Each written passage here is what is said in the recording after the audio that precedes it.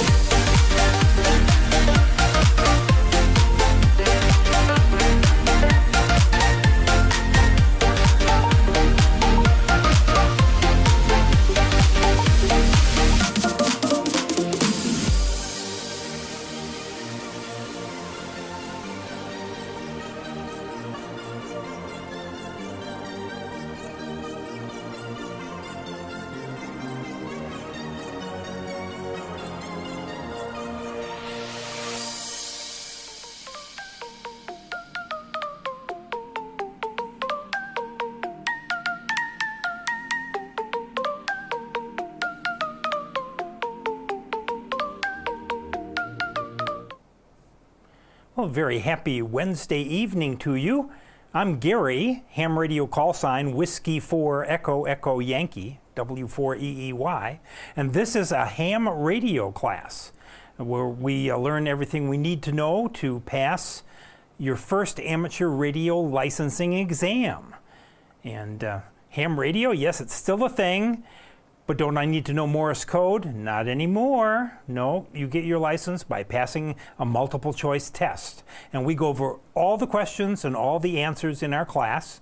We use a book as the basis of our class from the American Radio Relay League. It's this book, the Ham Radio License Manual for the Technician class, the 5th edition.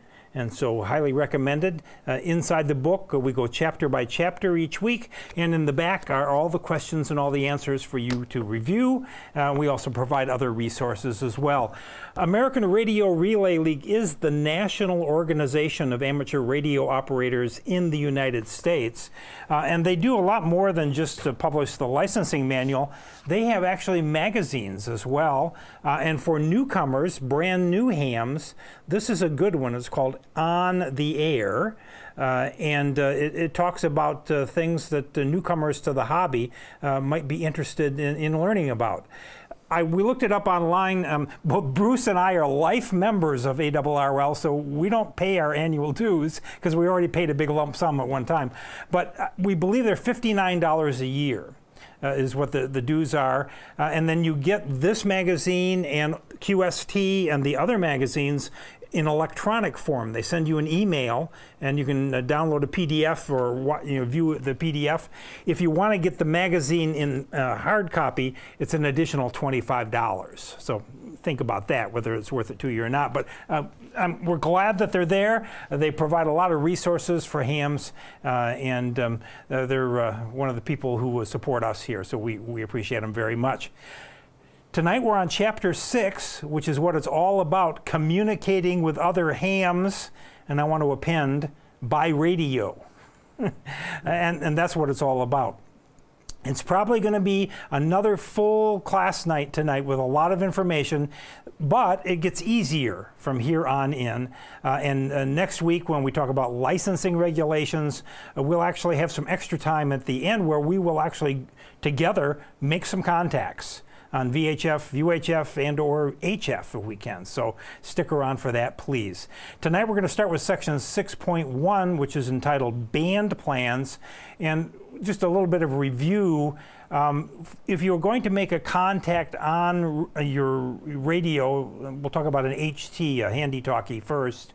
You see our little ham there walking along there, and he's communicating with a car on one frequency. He's transmitting on 146.52 megahertz, and the car is transmitting back to him on 146.52. They take turns. They say whatever they're going to say, and then they say over. And then the other station takes. So that's simplex. And then duplex communications uses two frequencies. And so in the case of a radio repeater, let me turn on my laser pointer here. Whoops, that's not right. That's the pen. That's right. There we go. So in this slide down here, he's transmitting on one frequency here in the blue, 147.72. It goes up to this antenna, down to a radio repeater in the house down below, back up to the antenna, and out on 147.12. So they're using a repeater here in a half duplex format. So simplex means one frequency, duplex means two frequencies, and some more definitions here of full duplex and half duplex. We don't typically use full duplex in ham radio. It's what the old landline telephones were good for, in that you could listen and talk at the same time. Somebody could break into you and say, no, no, no, that's not it. And so it was more natural conversation, but we're faced with having to say over to either share the frequency on simplex or when you're using a radio repeater. We've talked about what we call the color chart. It's the American Radio Relay League's publication of the U.S. amateur radio bands. It is in your book, but not in living color. But the question we have here is that can hams operate single sideband voice on all of the VHF and UHF bands. And so we can find that out when we look here at the legend in the right hand side here, and we note that phone is in green. And so if we look at VHF, that's 6 meters, 2 meters, 70 centimeters, we'll find that you can use voice or phone mode on all of the bands. And the color chart is also produced by the American Radio Relay League. Here's one. And if you don't already have one and would like to get one of these color charts, what I'd like you to do is to send me an email, please, to w4eey@arrl.net and say, Gary, I'd like one of the color charts. Oh, and here's my mailing address. I need a mailing address in order to put this in the post to get it out to you. And all hams have one of these sitting at their operating position in their ham shack. So you need one if you don't have one already. So these are the frequency allocations. These are the U.S. amateur radio frequencies as allocated by the FCC. But to go a little bit further, there's something called band plans. And band plans are further subdivisions of the frequencies that suggest where certain modes can and should be found. Here's a partial list of the 2-meter band plan. This is 144 to 148 megahertz. And so it shows you where Morse code signals are likely going to be found. The national calling frequency for single sideband is here. General single sideband operation is here. Orbiting satellites carrying amateur radio, Oscar, that's their frequency range there. FM repeaters have the input frequencies here, and so on and so forth. So band plans are helpful because if you want to listen for weak signals in a VHF contest and you want to operate single sideband, well, you need to know that that's probably where you want to be listening, is in this frequency range. The band plans are voluntary agreements. They're not law. The FCC doesn't mandate these, but they're voluntary, they're gentlemen's agreements. The FCC does consider them to be very good practice. They can't guarantee that no interference will occur, and remember, we always have that big knob. We can change our frequency. We can QSY, one of the Q codes, to change frequency. Oh, look, we have questions already. All right, so you can go ahead and unmute and tell me what you think the right answer to these are. So, where may single sideband phone be used in amateur bands above 50 megahertz? What's the best answer?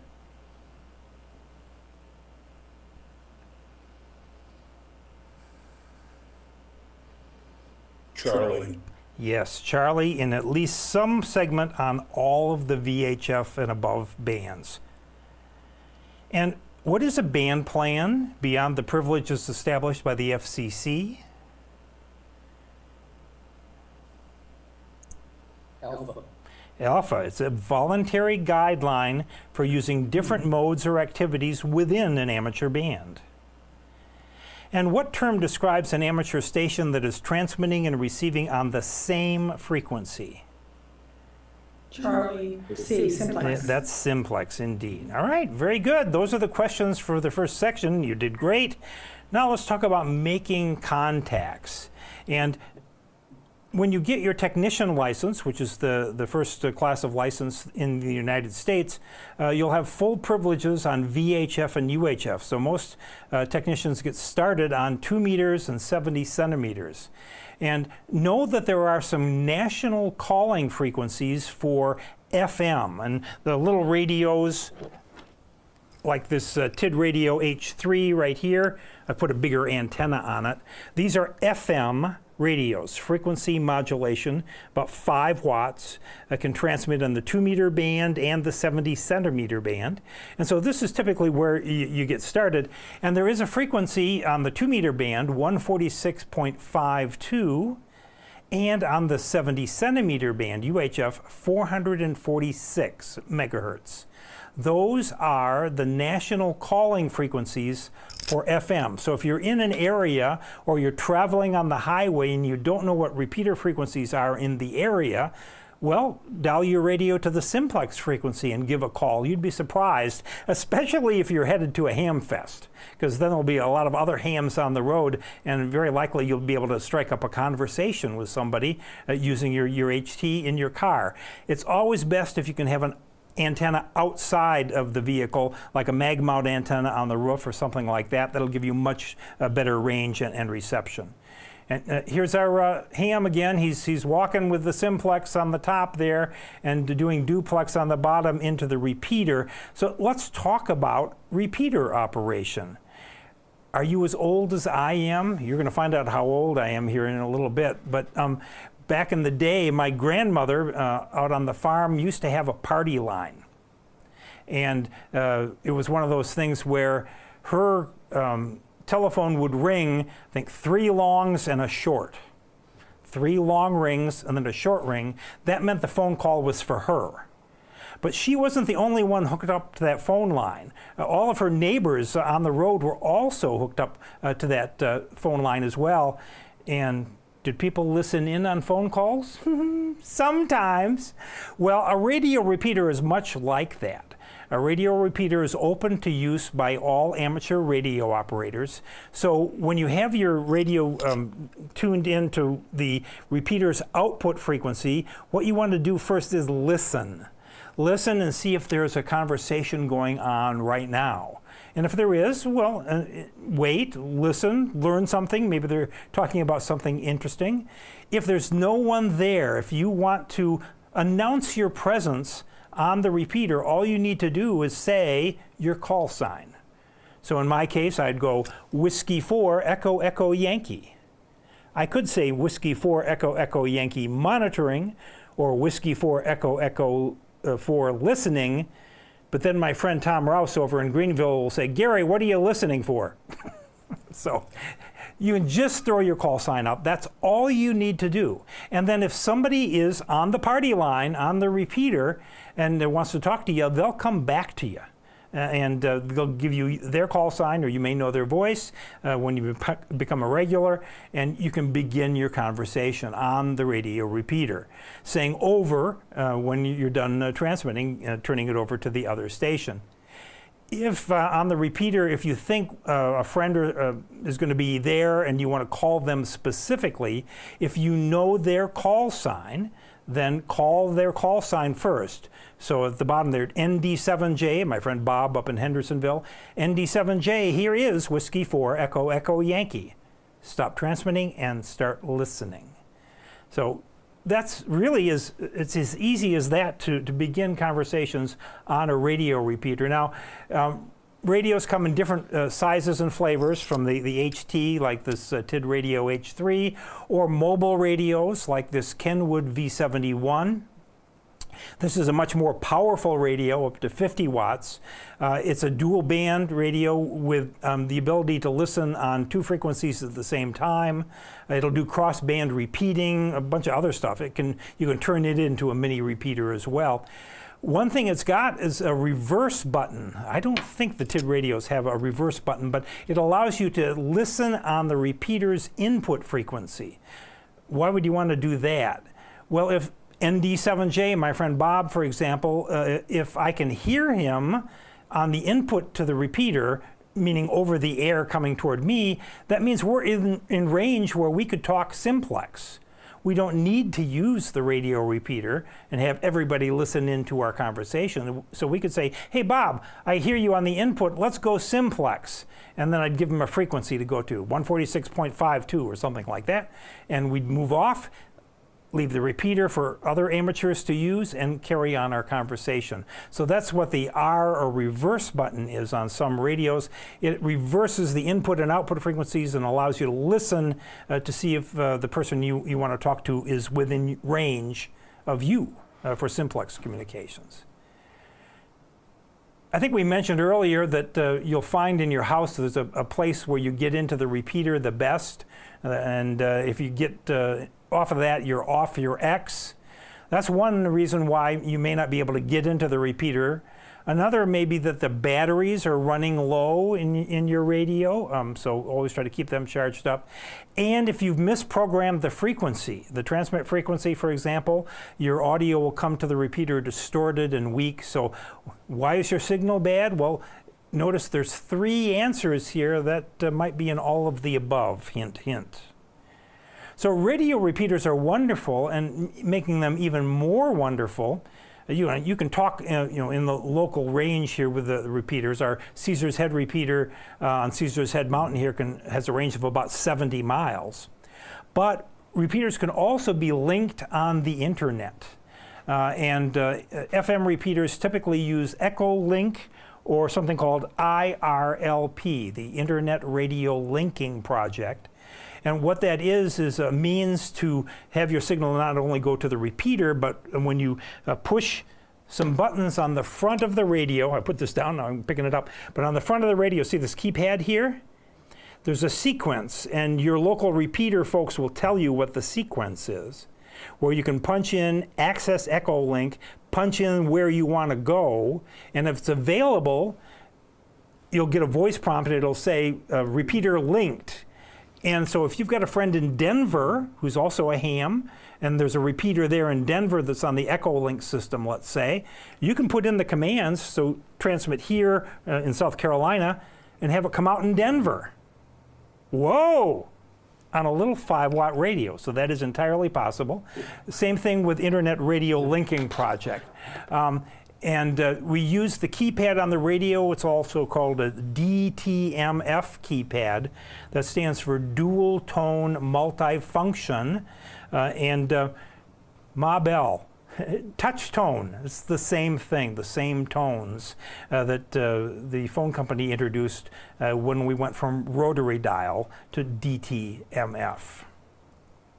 And so with Echolink, you can have stations that are talking into different. Here's a station in the car talking to this repeater that goes into an access gateway over the internet. Comes back out. So here's the station in Denver, for example. So you're talking to Denver. That's Echolink. Now, I'd love to be able to say, okay, here's some Echolink information. You can use it to begin listening. You can't. You can't begin to use Echolink until you have your license. Because before you use Echolink, you must register your call sign and provide them with a copy of your license. But when you do that, then you're good to go. And you don't even need a radio. There are apps for the smartphones, for iOS and for Android, Echolink apps, which will allow you to use connections that way. But again, you first must have your license, and then you must register it with the Echolink organization to be validated. And then IRLP is also another one of these. The SC Heart program here in South Carolina is part of the IRLP system.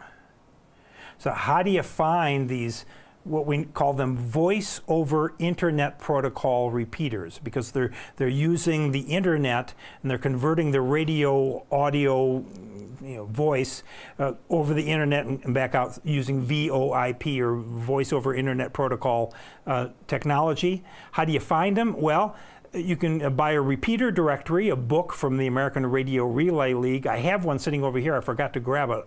I'll show it to you after the intermission. Or you can subscribe to an online service. There's RF Finder. There's also frequency coordinator databases, the Southeastern Repeater Association. You can go to their website and get that information. My favorite is an app that's good for iOS and Android called Repeater Book. It's free. Repeater Book.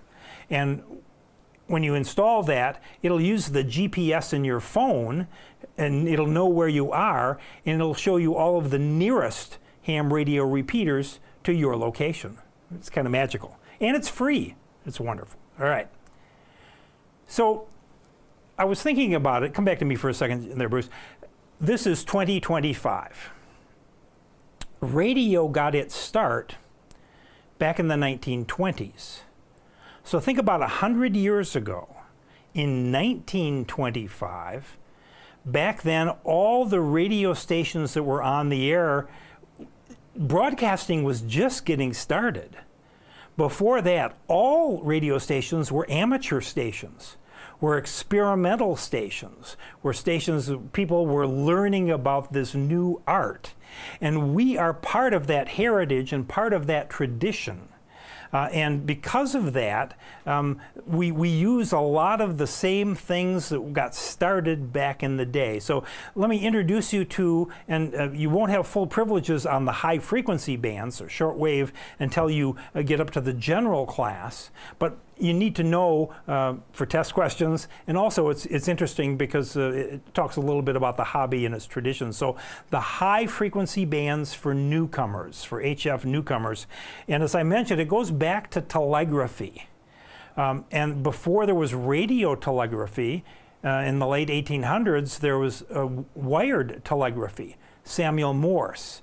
And ham radio uses the traditions of telegraphy, sending Morse code. Well, Gary, you told me I don't have to learn Morse code. True. But we are going to teach you about some of the patterns and rhythms that you use in Morse code. And it still is a viable means of communicating on the amateur radio bands. There are more people using Morse code now than there were when it was required. So, and this is where a lot of our tradition comes from. So when you're wanting to make a contact on an amateur radio frequency in the HF bands, in the high frequency bands, this is 160 meters through 10 meters, the practice is first to listen. So turn your radio over, dial a frequency, listen. Okay, there's no activity there, but continue to listen, okay? Okay, there's nothing going on. Then you ask, is the frequency in use? If you're using voice, you can, is the frequency in use? Here is Whiskey 4, Echo, Echo, Yankee. Listen. If you're sending Morse code, you send the Q code, QRL. Da da da da da da da da da da da da da. QRL. That's asking the same thing. It's asking, is the frequency in use? And then you send your call sign.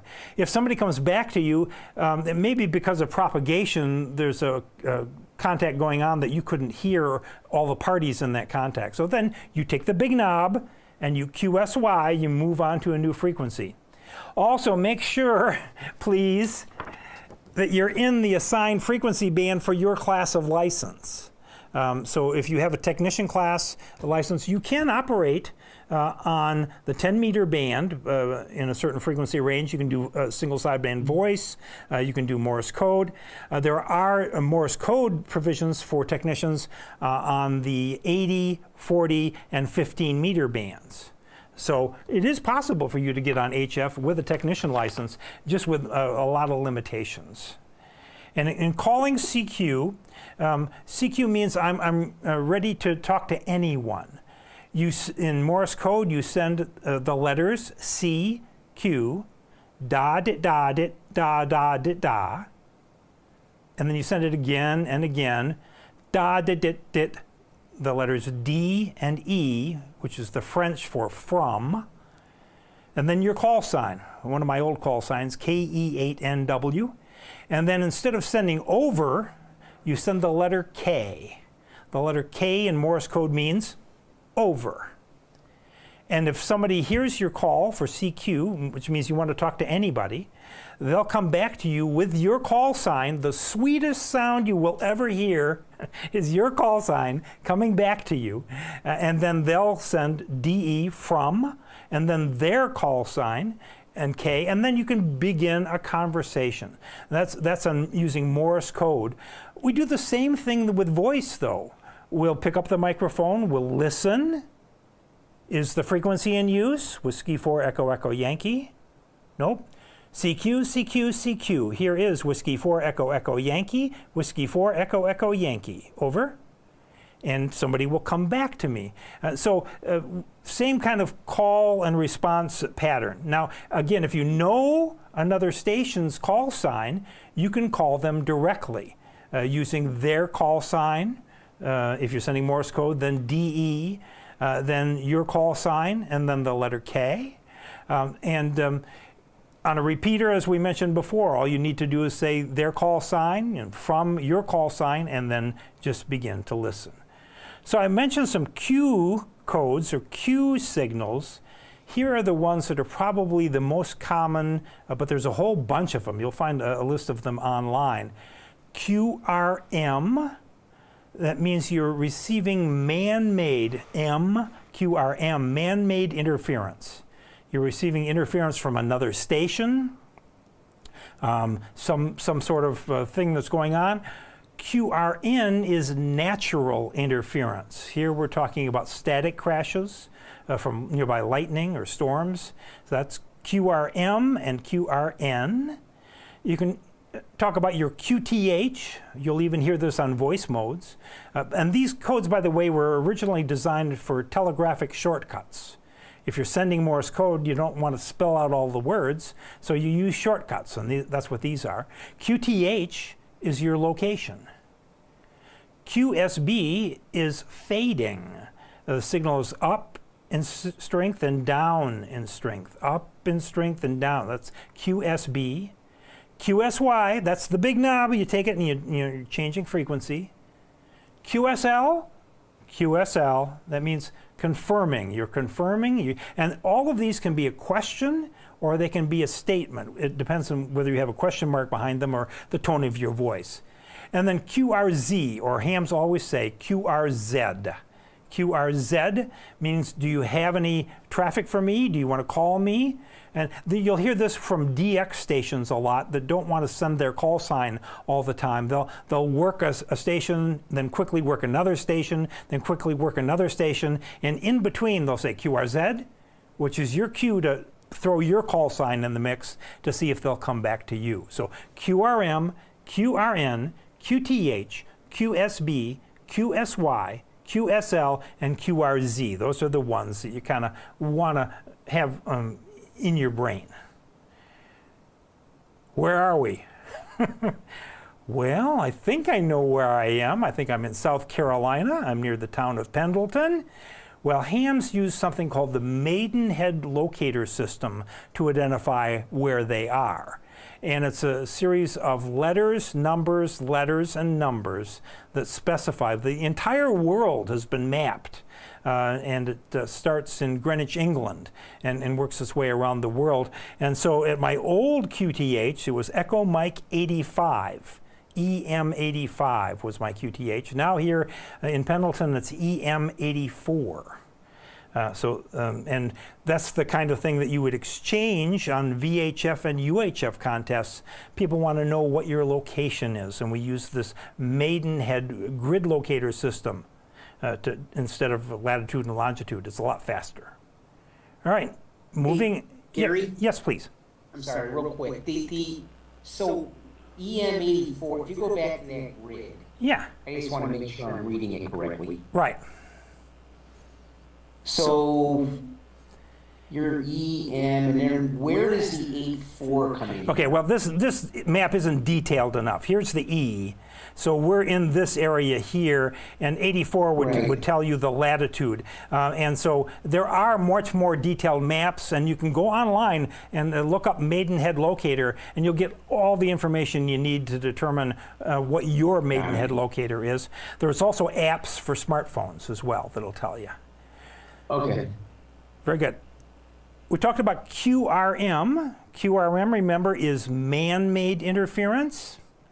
Well, there's something called DQRM. I may have alluded to this in a previous class.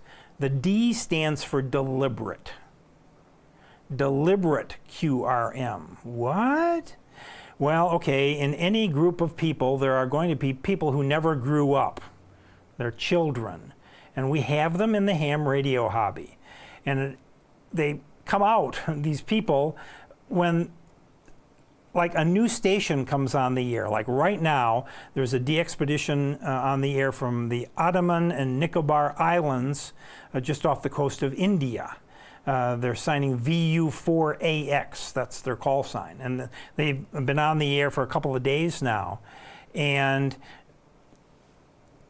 A lot of people want to work them. A lot of people have never made a contact with that location. And some people are actually QRMing the station on purpose by making rude noises or tuning up on frequency or doing other things. Children, don't do that. If you look at the slide there, there is a way that you can triangulate, not with satellite dishes, but to find out where somebody is located. And just remember that ham radio is a technical hobby, and there are a lot of technical folks in three-letter organizations like the FCC and the CIA and the NSA and all those. So they've got great resources. They can find you, and they will.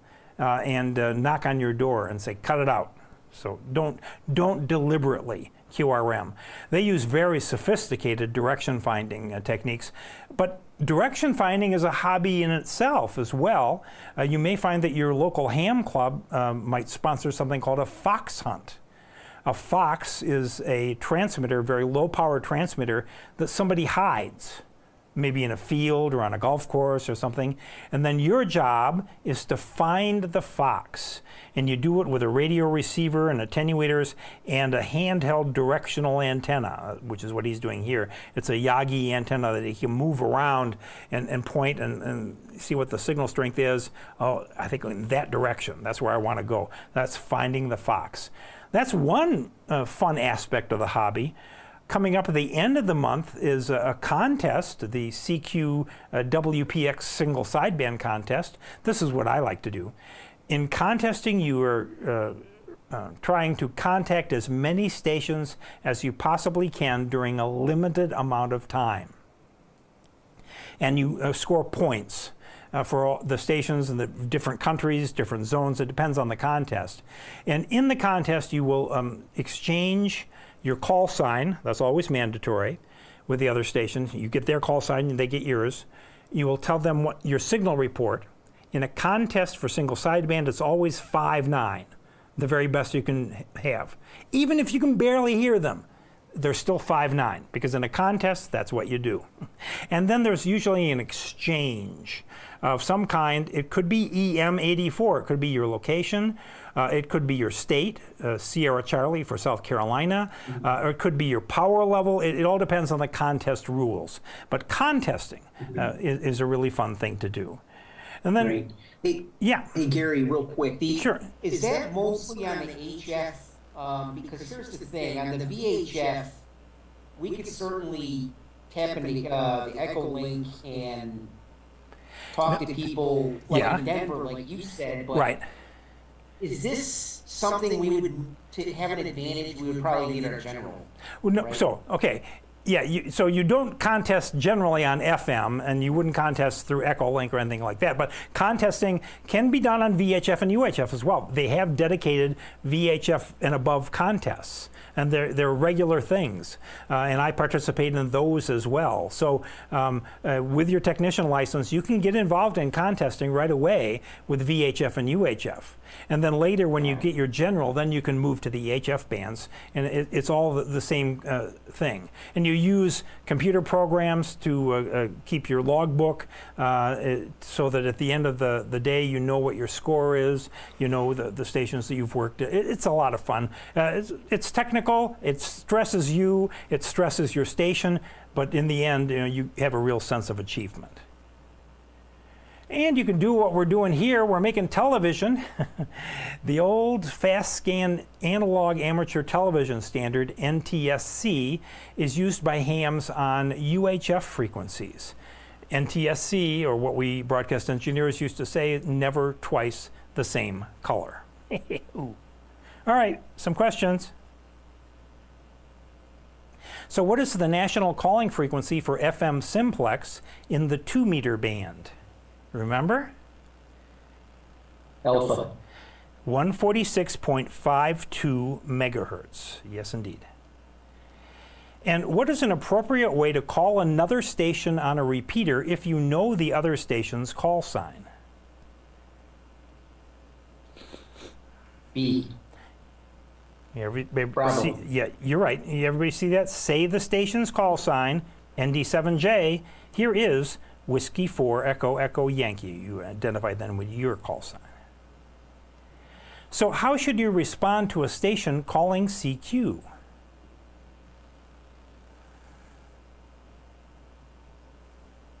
C, Charlie. Yes, indeed. Transmit the other station's call sign that you just copied down, followed by your call sign, and you can begin a conversation. And what is the meaning of the procedural signal CQ? Calling D, Delta.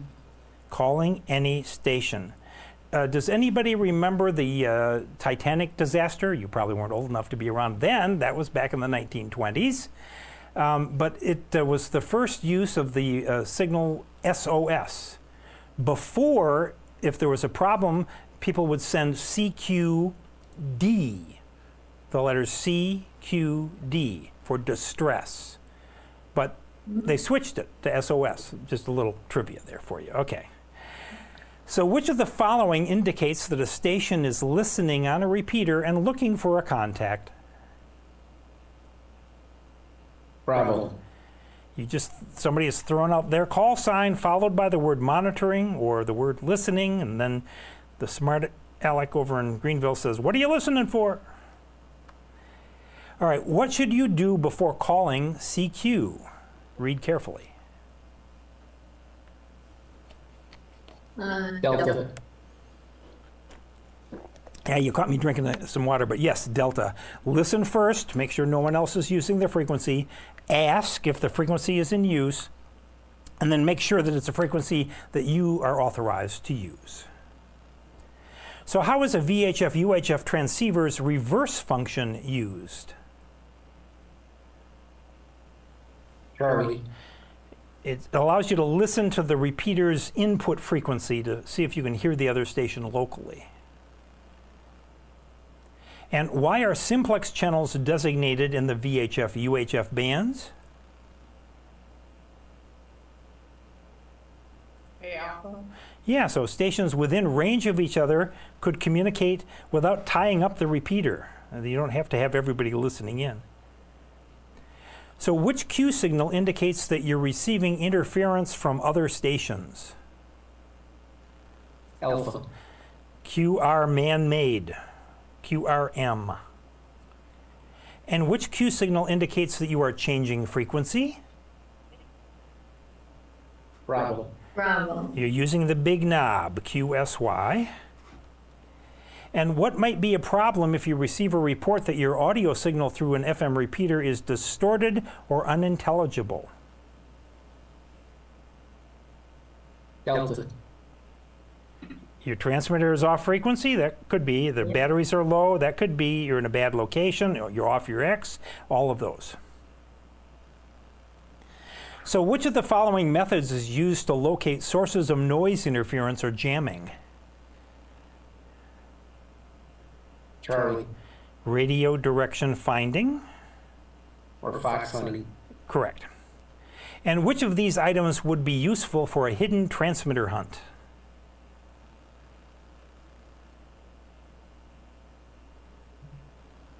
B, Bravo.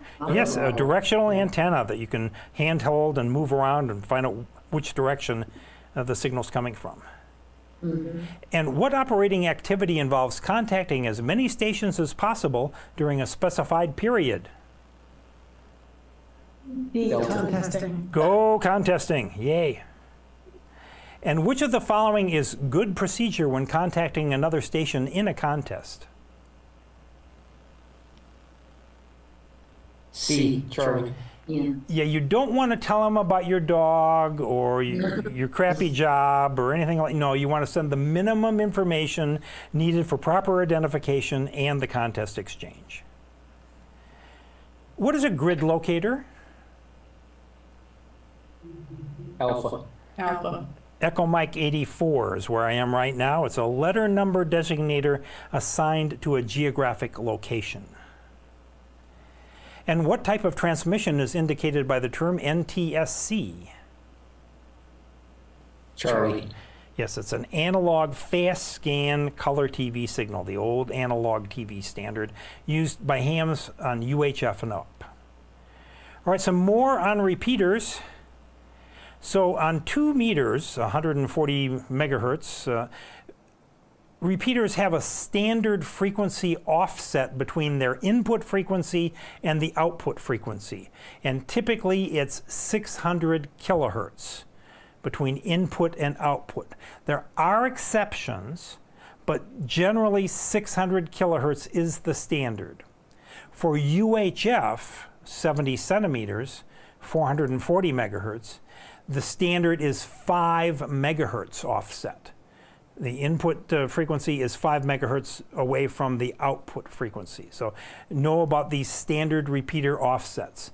And they're going to be listed in the repeater directories or on the repeater book app, for example, as well. And repeaters use squelch so that they're not transmitting noise all the time, but they only transmit when a signal comes to them. And if that's all the gatekeeping they're doing, then it's only when there's a carrier on their input frequency, then they'll start retransmitting. That's called carrier-operated squelch. But some repeaters go further than that. They use PL tone, also known as CTCSS. That's the most common. It's a subaudible tone that's below the voice frequencies that you can program into your little radio to transmit along with your voice. And if it sees that, then it says, okay, I'm going to open up and transmit. There's another access mode called DCS, and another is 1750 hertz tone burst. That's used mostly in Europe. These are the CTCSS frequencies, 100 hertz, 91.5 hertz, 179.9 hertz, below the voice communications frequencies, but still transmitted in the voice channel. And DCS codes are here. All of this information can be found in the repeater directories, repeater book, RF Finder, all of these things.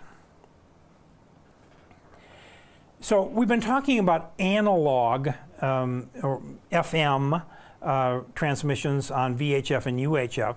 There are 3 digital voice modes being used by amateur radio operators in the United States. They are not interoperable.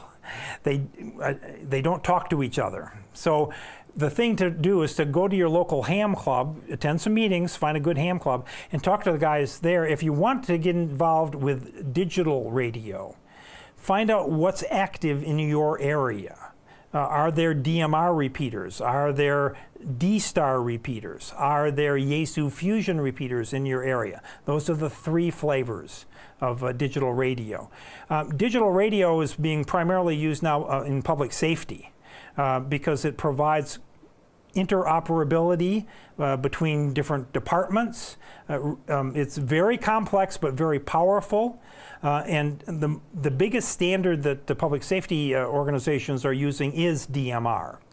And so there's a DMR flavor that is being used in amateur radio. It was based on a European telecommunications standard. It's sold by Motorola here in the United States. Here in the upstate of South Carolina, we do have DMR radio repeaters. And I mentioned then the other 2 modes are D-Star and Fusion. We'll talk about those. So for DMR, was there a question? No. Yeah, I do, Gary. Yeah. I'm trying to piece all this together. So back in Chapter 5, we talked about PSK, we talked about FTA, and those digital communications. Those are digital text. Those are digital text modes or digital file modes, where you're sending binary files or you're sending text via digital carriers. Here we're talking digital voice. Now there can be a text channel on the side as well, but primarily digital voice. So with DMR, digital mobile radio, the first thing you have to do is you have to sign up for an identification number. And you can only do this once you have your license. So there's a website that you can go to and say, and it's free, but just, I need a DMR ID number, please. And that's the first thing that you program into your radio. That becomes your identification for the radio. That is viewable and visible across the network. If you'd like to know more about DMR, here are some online resources. You can go. We don't have the time to go into it in depth. And there are also YouTube videos, just a ton of YouTube videos on DMR. DMR uses linked repeaters. It uses talk groups, 4-digit code, numerical codes that are groups of maybe by geography or by interest or by country. DMR uses a 12.5 kilohertz digital carrier, but it uses time division multiplexing. There are time slots so that two radios can transmit on the same channel at the same time. One in the time slot 1 and one in time slot 2. That's the only digital mode that uses time slots. They also have access control, kind of like CTCSS, but they use colors. This repeater is a green repeater or a blue repeater or a red repeater. That has to be programmed into your radio or you will never get access to the local repeater, which is why a local ham club can really help you out there. So talk groups, so for example, here's some DMR talk groups. 3174 is for the entire southeast of the United States. And there are other talk groups as well. And as I mentioned, DMR uses time division multiple access so that radios can talk on the same 12.5 kilohertz radio channel, two radios at the same time, one in one time slot and the other in another. Let me tell you, you do not want to venture into DMR radios without a friend. It is daunting. It is hard. I've been in amateur radio for years and I can't do it without help. So if you want to get involved in DMR, make a buddy, make a friend, somebody who's already doing it. Easier to get involved with if you have D-Star repeaters in your area.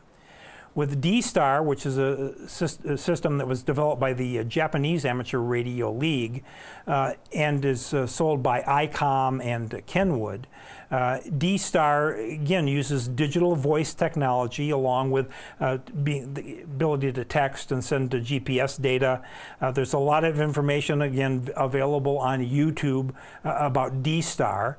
And with D-Star, remember with DMR, you had to get that ID number from the website before you could even begin to use the radio. In D-Star, your identity is your call sign.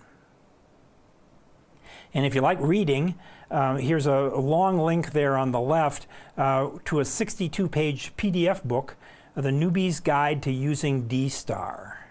But again, talk with the folks in your area. Are there any digital voice mode repeaters in the area, and what kind are they? And if you're lucky, I've just come to find this, Yaesu Fusion. I knew nothing about Yaesu Fusion digital repeaters until the Anderson Radio Club here in the area put one on top of the hospital here locally. And I have one radio that will do Yaesu Fusion, which is the digital mode. Oh my gosh, is it easy to use, easy to find talk groups, easy to connect to. Oh, yes. So I have actually talked to Yaesu and talked to one of their national distributors. And, okay, ham radio outlet, if you're listening, please send the radio that you promised me so that we can demonstrate it here in class. You will find it fascinating. And with this, for example, you can get a list of talk groups, and again, you can come out, you can go on the repeater here in South Carolina and come out in Los Angeles. It's really neat. And again, your call sign is your ID also in Yaesu Fusion. So I want to demonstrate that to you if we can. All right. Some hams will have these little things, so they're called hotspots. It's a combination of hardware and firmware that enables an amateur radio enthusiast with internet at your house, for example, to talk to it over your radio. And these hotspots can connect you to DMR or to D-Star or to Yaesu Fusion talk groups. So just know about these things exist. They're really low power, like 100 milliwatts, but you can use them around your house with your digital voice mode radio if there are no local repeaters. And as with the analog repeaters, you can link digital repeaters as well, and you can talk into one and come out hundreds, if not thousands of miles away. Linked repeaters are a network of repeaters where signals received by one are transmitted by all. And we always want you to know your radio and know your signals. Know that if your radio is capable of scanning, frequency range scanning can be your friend. If you don't know about any radio signals in your area, well, just scan a range of frequencies, and over time you'll develop, oh, okay, here's a radio repeater here, oh, here's another station here, and so scanning can be your friend, and just if you can program it in your radio. All right, let's answer some more questions. So what is a common repeater frequency offset in the 2-meter band? Bravo. Plus or minus 600 kilohertz. And what is a common repeater frequency offset in the 70 centimeter band? Alpha. Yes, plus or minus 5 megahertz. And what is meant by repeater offset? Alpha. It's the difference between a repeater's transmit and receive frequencies. And what term describes the use of a subaudible tone transmitted along with normal voice to open the squelch of a receiver or repeater? Delta. CTCSS. And which of the following describes a linked repeater network?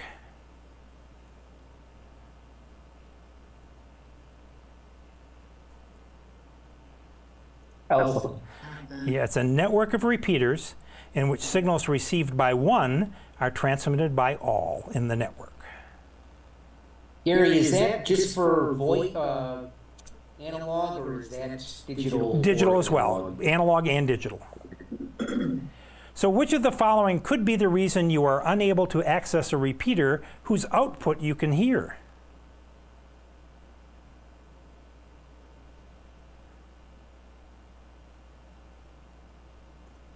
Alpha. Alpha is correct. Delta.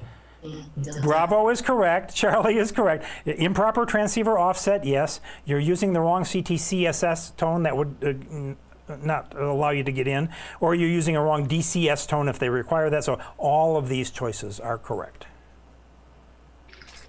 So what type of signaling uses pairs of audio tones? Think Ma Bell. Alpha. Dual tone multi-frequency, touch tone. And how can you join a digital repeater's talk group?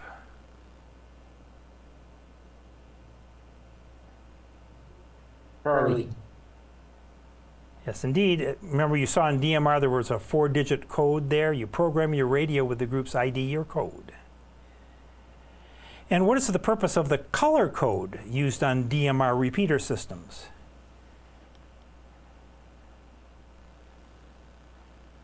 Alpha. Yeah, it limits access. If you don't know the right color, you won't get in. So it must match the repeater color code for access. And what function is performed with a transceiver and a digital mode hotspot? Alpha. Yeah, you can communicate on your digital HT using digital voice or data via the internet. And what does the scanning function of an FM transceiver do? Charlie. Frequency scanning, you're tuning through a range of frequencies to check for activity. All right, I didn't mention this word. When you're programming a DMR radio, all of the information that goes into the radio is called a code plug. So what does a DMR code plug contain? What do you think? Bravo. It contains all of the access information, the things you need to get into the repeater, and then to access talk groups from a repeater. So that's a DMR code plug. This is the reason to build these things is kind of tough, and it's specific to the radio you have. So that's just been my experience. Yeah. Gary, where would you find the software for that? It depends on the manufacturer of the radio. Depends on what kind of radio you have.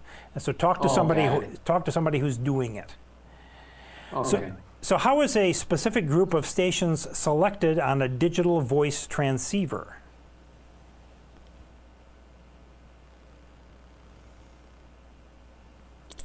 Bravo? Not Bravo.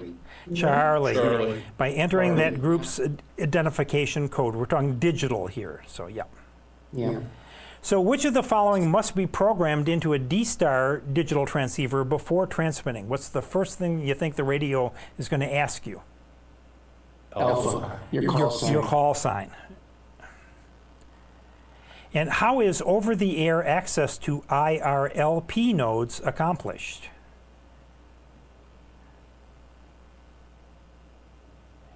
Here we're back to analog FM. That would be Delta. Not Delta. No? It's tones, but different. Bravo. It's using the MOBEL DTMF signals that you punch in on the front keypad on the radio. And what is Voice over Internet Protocol?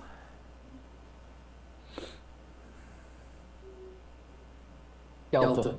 Yes, it's a method of delivering voice communications over the internet using digital techniques. And what is the Internet Radio Linking Project?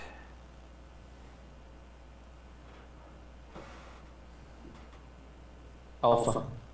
Yes, it's a technique to connect amateur radio systems, such as repeaters, via the internet using voice over internet protocol.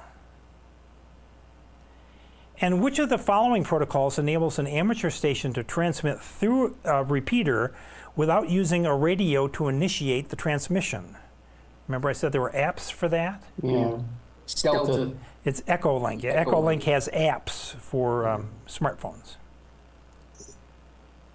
And what is required before using the Echolink system? All of the above. Delta. No. Charlie. Charlie, you just register your call sign and provide them with a proof of license. It's free. And what is a talk group on a DMR repeater? Bravo. Yeah, it's a way for groups of users to share a channel at different times without hearing other users on the channel. And which of the following describes DMR? Alpha. And DMR is the only one that uses time division multiple access, so a technique for time multiplexing two digital voice signals on a single 12.5 kilohertz repeater channel. That's a lot of information we went through. You have earned a 5-minute intermission. So take a break, get up, move around, stretch, and come back in 5 minutes and we'll complete the chapter.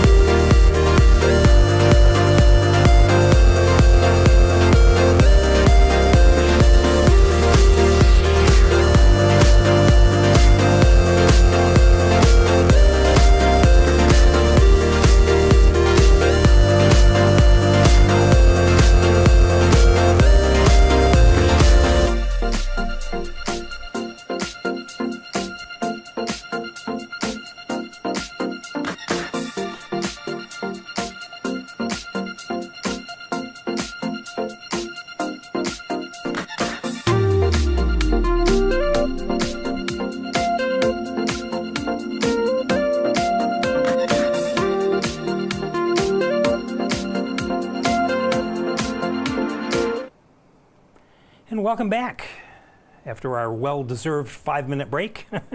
It wasn't long enough, but okay. We've got a lot to cover, but we're going to get out early tonight, a little bit early, not a lot early. But let's talk about section 6.4, which has to do with nets. And nets are organized groups of amateur radio operators that are communicating either for a social purpose or for the purpose of passing messages. And networks can be on VHF and UHF, or they can be on the HF bands. Some nets are informal and some nets are formal. Here locally, for example, on our Caesar's Head repeater, the Greenville Club has a net at 9 o'clock every night on the local VHF repeater. Anderson has theirs here on their repeater, I think, at 8:30 every night. And there's a net control station, an NCS, and he or she is the boss. You need to follow their instructions. Most nets will start out by reciting a preamble that'll tell you what the purpose of the net is and what they're going to talk about. Don't transmit until the net control station says to go ahead and do so. And the best thing to get involved with a net activity is first just listen. Listen to the net, figure out what they're doing, figure out how they do it. Nets can be a real godsend, especially if you know of nets and then you have a trouble situation. If you're in an emergency situation and there's a net going on, all you need to do is say priority or emergency and then your call sign. And you can cut in at any time. And when that happens, the net will stop. And they'll say, station with emergency priority traffic, go ahead. And then you can request help. If it's a medical emergency, if you want to report a vehicle accident, something like that. The most important thing, though, to send is the location. If that's where you want the help, is at your location, send your location.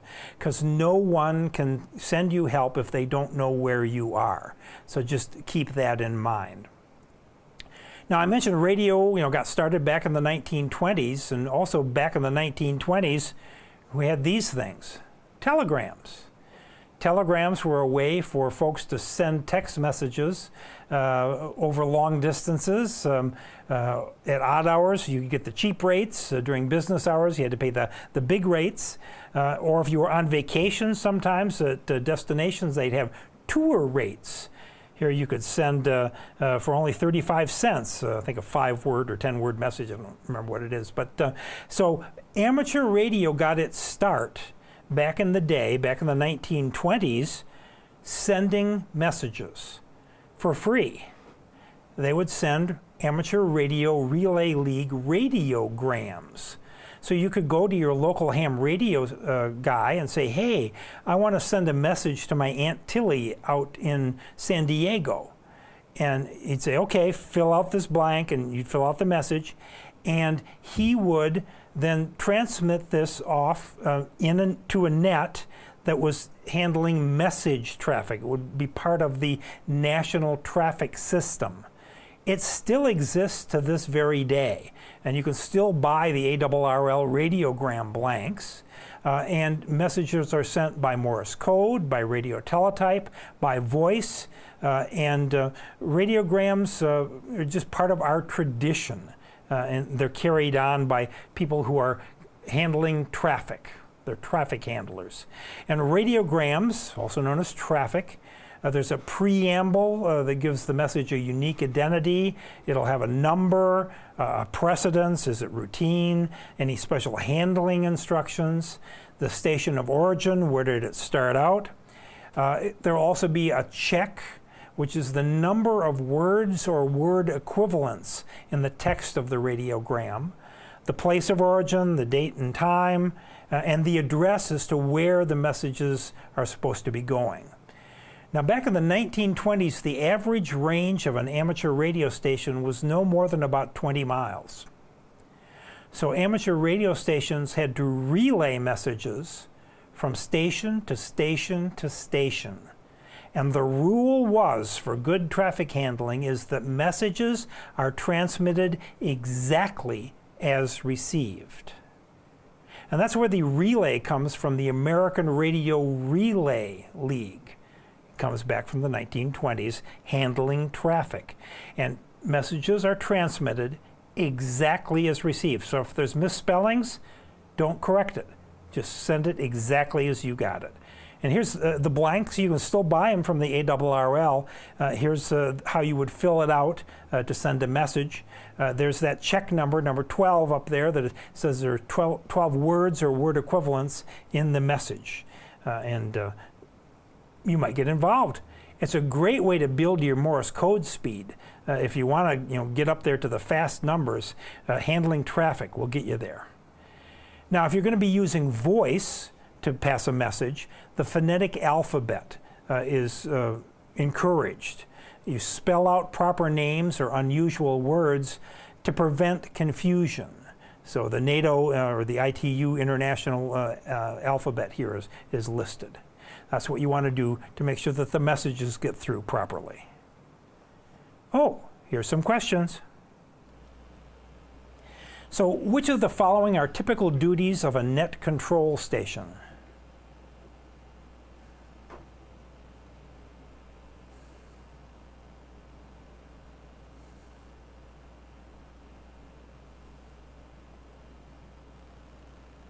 Delta? Not Delta. Charlie. It is Charlie. Net control stations can change from day to day. So what they do is they call the net to order, and then they direct communications between stations that are checking into the net. The date or the time and frequencies have already been established. What technique is used to ensure that voice messages containing unusual words are correctly received? Charlie? Yes, you spell the words, please, using the standard phonetic alphabet. My name is Golf Alpha Romeo Yankee. Gary. So what does the term traffic refer to in a net operation? Alpha.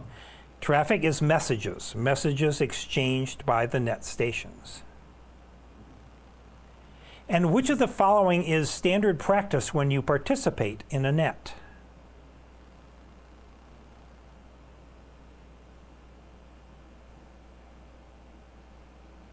D, all the above. No. Charlie.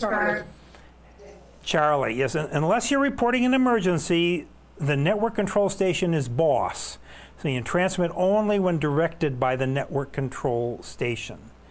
You don't need to keep a log anymore. We had to do that, so you don't have to record the time of your transmissions, and you don't need to give the address as in the FCC database, so no. Which of the following is a characteristic of good traffic handling? Alpha. Passing messages exactly as received, even if there's misspellings. And what information is contained in the preamble of a formal traffic message? Delta. Information needed to track the message. That's in the preamble. And what is meant by check in a radiogram header? Alpha. Yes, it's the number of words or word equivalents in the text portion of the message. So many of you may have gotten your amateur radio license or are going to get your amateur radio license just for this, for public service, and I salute you. Thank you for your service. I'm going to talk about 3 organizations that use amateur radio for the public good, and they're RACES, ARES, and then here in the upstate of South Carolina, Skywarn. So RACES is the Radio Amateur Civil Emergency Service. ARES is the Amateur Radio Emergency Service. And then Skywarn is affiliated with the National Weather Service, inclement weather spotting. No matter what, when you're in one of these organizations and you're communicating via amateur radio, you always must abide by FCC rules. FCC rules always apply. So RACES, look at the C in RACES, and I equate that to civil defense. It uses amateur stations, operators, and frequencies for civil defense communications. And operators must first be certified by a local civil defense organization. And it's part of the FCC Part 97 regulations for amateur radio that establish the RACES organization. So RACES is kind of nationally based for civil defense purposes. ARES, on the other hand, is typically more state-based. It's licensed amateurs who have voluntarily registered their qualifications and equipment for communications duty in the public service. And they may work with other organizations such as the Red Cross, Salvation Army, or others in the case of disasters. Here, when we had Hurricane Helene, ARES was super busy all the time. And then Skywarn, they're storm spotters who may be out and about or maybe at home, but they're affiliated with the National Weather Service. And we have, when there's inclement weather, a repeater that comes up here in the area becomes the Skywarn repeater, and they use that to pass traffic directly to the National Weather Service office at the Greenville Airport, which then gets into the national system. So that's Skywarn. Now, there is a law, a rule in Part 97 of the FCC regulations that when safety of human life and the protection of property is involved, you may operate outside the frequency privileges of your license if no other means are available. So think about this. You don't have privileges on the HF voice bands with your technician license. However, it's an emergency that involves the safety of human life or protection of property, let's say a hurricane or whatever. You might be able to get legitimately on the HF bands and talk and use it for this purpose. Some hams have said, well, you could get on the public safety frequencies. That's going to be harder and harder anymore because they don't use analog FM anymore. They use the digital voice modes, and they're probably encrypted. But technically, you could get onto the local fire department FM repeater frequency and transmit an emergency message. By the FCC rules, it would be okay. However, you're going to have some splaining to do if you do that. If 911 is still up in your area, use 911. But when all else fails, then in an emergency, you can use the radio resources you have to help protect life and property. All right, questions? So what is the Radio Amateur Civil Emergency Service?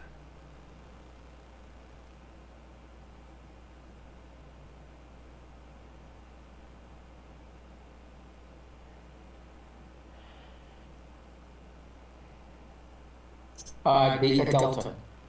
It's a radio service using amateur frequencies, using amateur stations, using amateur operators. All of those choices are correct. And when do FCC rules not apply to the operation of an amateur station? D Delta. FCC rules always apply. And what is RACES?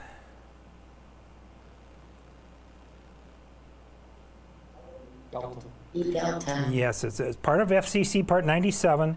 It's civil defense communications during national emergencies. And what is the Amateur Radio Emergency Service?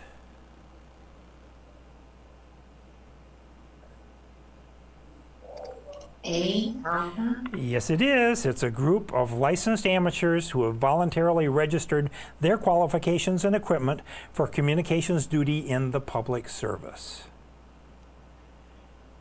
Are amateur station control operators ever permitted to operate outside the frequency privileges of their license class? Delta. Yes, but only in situations involving the immediate safety of human life or the protection of property. All right, last section, satellites. Why are you going to talk about satellites? I'm getting my beginning license. But actually, satellites use VHF and UHF, and you'll have full privileges on VHF and UHF, so we want you to know about satellites. So the FCC says that an amateur space station is defined as being located 50 kilometers and up above the Earth. So an amateur space station is a satellite carrying amateur radio. And amateur satellites may be controlled by any amateur whose license allows transmission on the uplink frequency. You use always the minimum power necessary because the satellites are running off of batteries and solar cells. The purpose of amateur satellites are to contact other amateurs on the ground at distant locations. And the satellites will typically be carrying radio beacons, transmitting information, telemetry. They're signals from the satellite that contain information about the health and the status of the satellite. And some satellites carry packet radio. They're called PACSats. So data signals may be sent and received using FM packet radio for store and forward capabilities. So the commercial satellites, the ones that you might use for telecommunications, for dish network, for one of the others, they're in geostationary orbit. They're orbiting above the equator of the Earth, 22,000 miles or kilometers, can't remember, above the Earth. And they look like they're stationary in the sky. And amateur radio satellites are different. Where they were different up until the Qataris came to our rescue, and they launched the first geostationary satellite for amateur radio. That's part of the SHAL Satellite 2. It's over, if you look at the footprint of the satellite, though, it's right here, it's over Europe and Africa on the equator. We're over here. We can't see that satellite, so we can't use it. But Europeans and Africans and whatnot are using this geostationary amateur radio satellite. The satellites that we can use and we can access are known as low Earth orbit satellites. LEOs. The satellites that are up in space for Starlink are all low Earth orbit satellites as well. There's a lot of stuff rolling around up there, and some of that's amateur radio. So LEO is low Earth orbit, and you can use satellite software in your computer, and if you input information about the satellite, which is called the Keplerian data, it's information about where the satellite is in time and space. It'll tell you where to point your antenna and at what time. And low Earth orbit satellites ascend and descend. They're like the sun. It rises and it sets. And with these satellites, there is something called Doppler shift. We're going to have you listen to it here in just a second. But think about an oncoming train. It's a shift in frequency or pitch caused by motion. Well, that happens with the radio frequencies as well. And amateur satellites have uplink and downlink modes. UHF, VHF. This means you're up to the satellite on UHF, down from the satellite on VHF, or VU, up to the satellite on VHF, down on UHF. And go ahead. Gary, real quick. So we talked about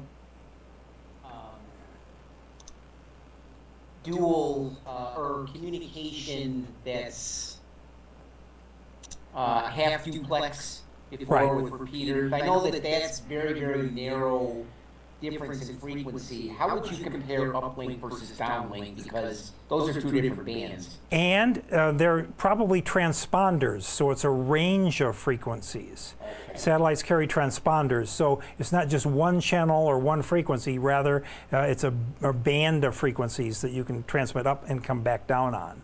Got it. A lot of amateur satellites are spin stabilized. They're caused to rotate. You'll see that here in a second, and that gives them more stability. And then we talked about PACSats. Those are satellites carrying packet radio. They can receive messages and then forward them on. And working into an amateur satellite can be as simple as this: a handheld radio, a directional antenna for VHF and UHF together. You point it at the satellite and away you go. And there's voice modes, there's Morse code, we mentioned packet radio, and again the modes: VU, VHF uplink, and UHF downlink, or UV, UHF uplink, and VHF down. It's a band of frequencies, and here's that spin stabilization, keeping the satellite gyroscopically stabilized. And the best way to receive signals from these kind of satellites is to use an antenna on the Earth that is circularly polarized. Otherwise, you don't get the up-down choppiness from the satellite, which you'd get with a linear polarized antenna. And when you're transmitting up to the satellite, we want to use the minimum power required, and you can use a software-defined radio like this SDR Play to listen for the satellite and see the band of frequencies on the satellite and see what the beacon frequency is, see what its power level is, and then when you transmit up to the satellite, you'll see your downlink, you'll see your signal coming down. You want it to be about the same level as well. What it is, you don't want to be a satellite power hog, because what happens, you'll block others from using the satellite because you're using all the power of the batteries and all the power of the solar cells. And remember, you're transmitting your call sign, so they'll know who you are, so don't be a power hog. All right, let's see if this works. Let me turn off my laser pointer. So here is Christian Doppler, a German physicist, and he was the one that postulated the Doppler effect. So, Bruce, we're going to have audio from the laptop. Let's see if it works. Did it go? No. There we go. Hear that? That's Doppler shift, a change in frequency based on motion. And satellite Doppler is that the radio frequencies will change as the satellite approaches. And it'll increase as the satellite approaches and decrease as the satellite withdraws. So back when I was 4 years old, so now you can calculate my age, a world-shaking event happened. And I remember that night. Because my parents took me out on the front yard with all of their neighbors, and we were all looking up to the sky. What we were looking at, I didn't know at the time. Well, what we were looking at was Sputnik.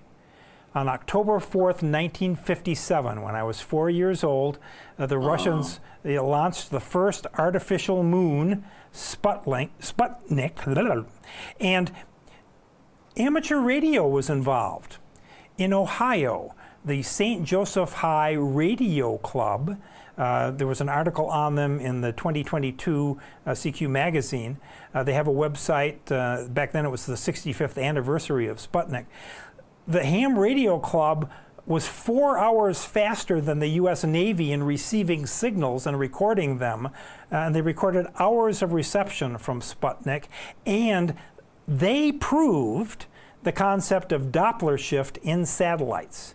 And they actually recorded, so let's take a listen here. You're going to hear Sputnik, and I'm going to put my headphones on so I can cue you as to the time when you can actually hear from this recording when Sputnik went overhead.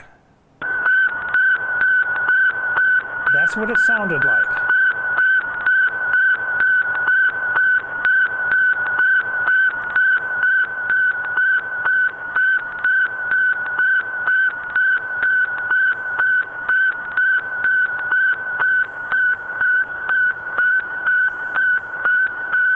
Kind of a catchy tune, huh?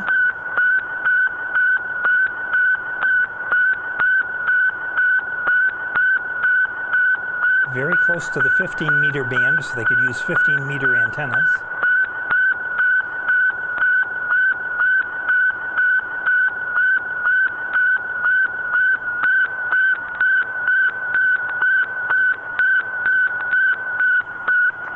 Hear it go down?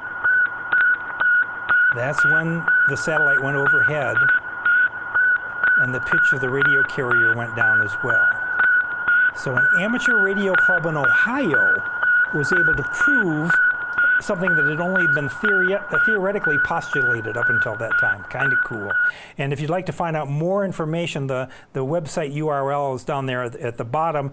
The leader of the group there was Mike Stimac, who unfortunately passed away last year. But he was remembered for 66 years of service to the Ohio Radio Club. And I mentioned the Keplerian data, that information about satellites, and now all of the satellites in orbit are tracked and they kind of know where they are. If you want to get some satellite tracking software, the group to know is AMSAT, amsat.org, Amateur Satellite. It's a US-based organization, but they have worldwide influence, and they have satellite tracking software that can show the real-time position of satellites over the Earth, the time, the azimuth and elevation of satellites, and the apparent frequency. Wow. And they use the Keplerian elements. Here's Johannes Kepler, another German physicist. They call them that in his honor. It's data about a satellite's position and track, and it's used as data inputs to a tracking program. And I think it's still up in orbit. The International Space Station carries amateur radio, and astronauts that are up there they get their ham radio licenses, and so you can contact the International Space Station, watch for announced frequencies with your technician class license, and sometimes just with HTs, you can make the contact up to the ISS. All right, last questions. So which amateurs may contact the International Space Station on VHF bands? Bravo. You have to have your technician license, but any amateur holding a tech license or higher. There are still novice license holders. They could not. So what is the FCC Part 97 definition of a space station?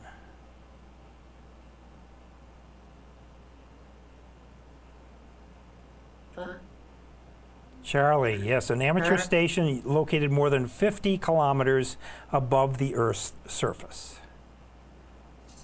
So who may be the control operator of a station communicating through an amateur satellite or space station?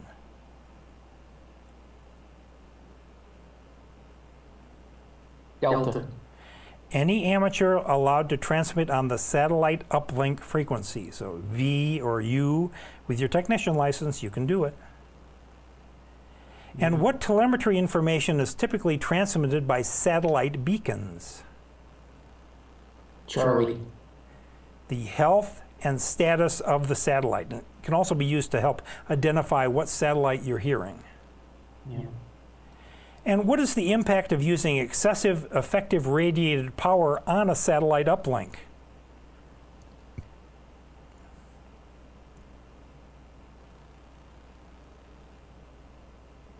C? Not C. Charlie? Well, you might think C. Delta. Not delta. If you use up all the power, there's E. none Bravo. left for anybody else. You'll block access by other users. Yeah.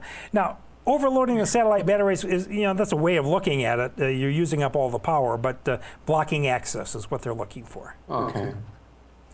So which of the following are provided by satellite tracking programs?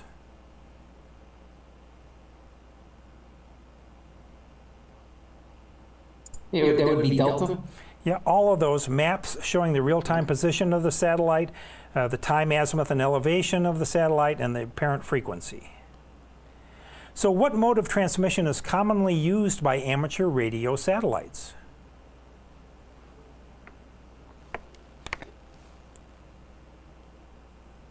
Delta. Yep, all of them. Single sideband, FM, CW, and data, all of those choices. And what is a satellite beacon? Delta. Yep, it's a transmission coming from a satellite, a radio transmission that contains status information, telemetry. And which of the following are inputs to a satellite tracking program? Bravo. It is the Keplerian elements. In Voice of America, we used to call them ephemeris data. Ephemeris is the Greek word for floating in air, but now the term is Keplerian elements. So what is Doppler shift in reference to satellite communications? We heard it. Charlie. It's an observed change in signal frequency caused by relative motion between the satellite and the Earth. And what is meant by the statement that a satellite is operating in UV mode?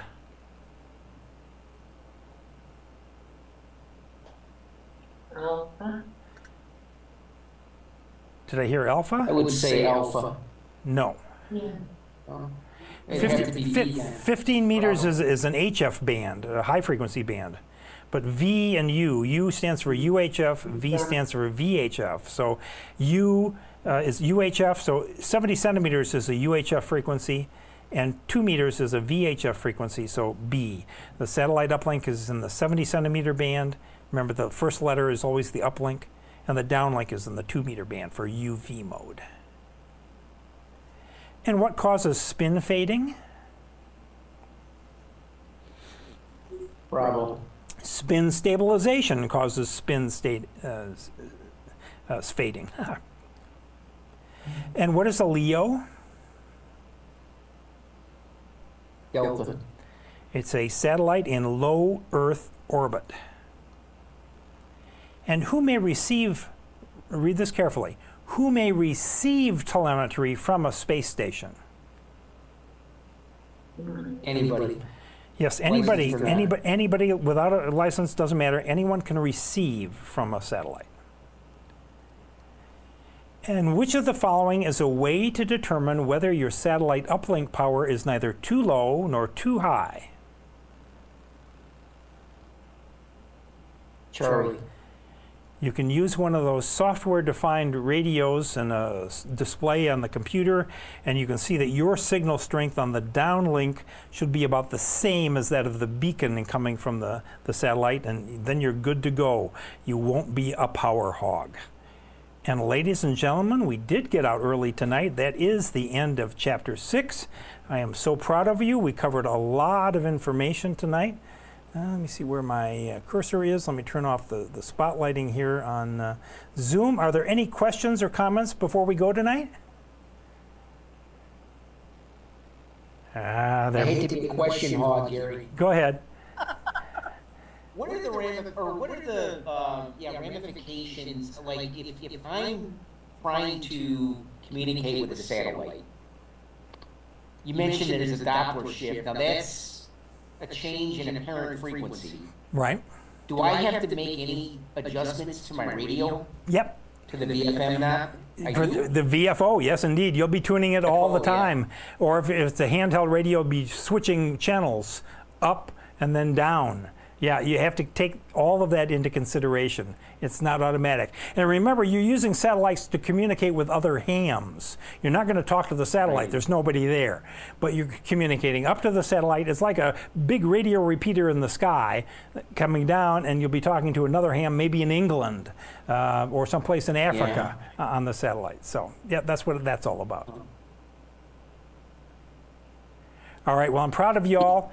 Go ahead and have a great night for the rest of the night, and please go back and review some of the material. Next week we'll have Chapter 7, Licensing Regulations. It's a shorter chapter, and we'll have time to play, so we'll be able to make some radio contacts right here. Until then, let me say, 73. We'll see you next week. 7-3. 7-3, thank you.